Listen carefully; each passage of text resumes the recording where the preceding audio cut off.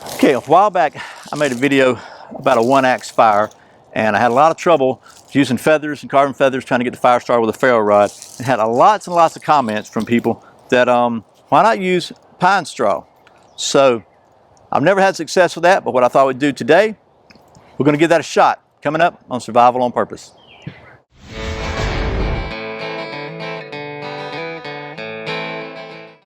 Welcome back to Survival on Purpose. My name's Brian. Thanks for joining me. So if you've seen very many of my videos, you know I like fire.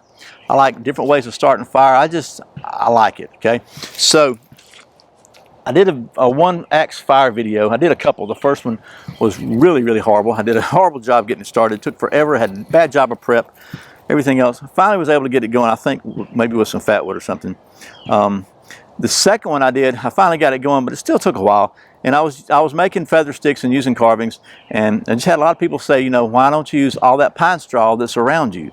And so, while I know pine straw burns really good, I've never really had much success getting it started with the ferro rods. But I promised them I would try it. It's been a long time, so now I'm going to finally get around to it. I actually made this video a while back, and it turned out horrible. I had no audio to it, so we're doing it again.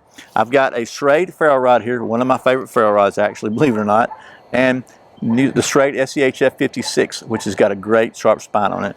And I got a bunch of pine straw. So let's take it down to the old stump top and see what we can do.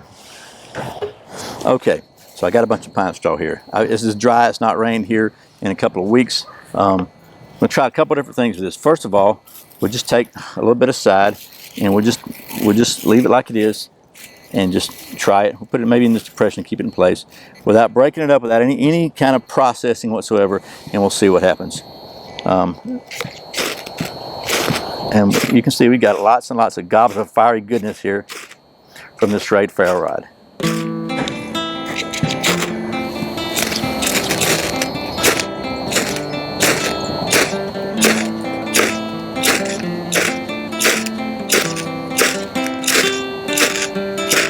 You can see that it's absolutely throwing the fire to it. So that didn't do it. Let's try plan B. Let's see if we can process it up really good.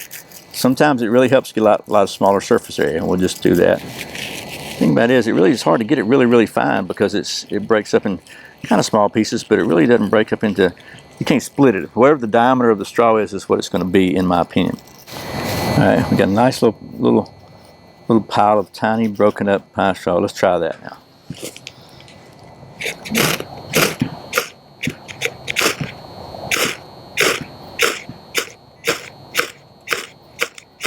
Oh look, we got it. We finally got it. So let's put some more on top.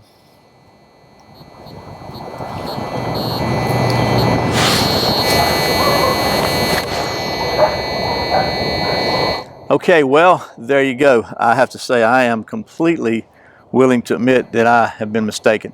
And I'll be honest with you, I absolutely was pretty sure that was not going to work. Because my experience with pine straw has been it's not as easy to get lit as some other stuff. But I was wrong. So all you folks who were chastising me somewhat for not grabbing some of that pine straw that was laying all around me, what can I say? You're right.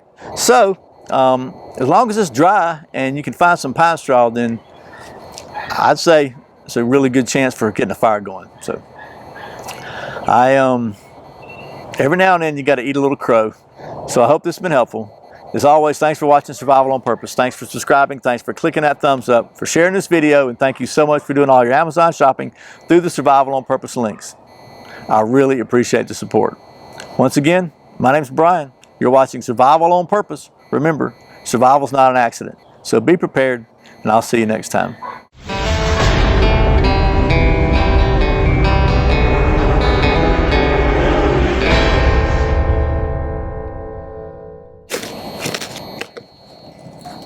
Is there a feather in my mouth?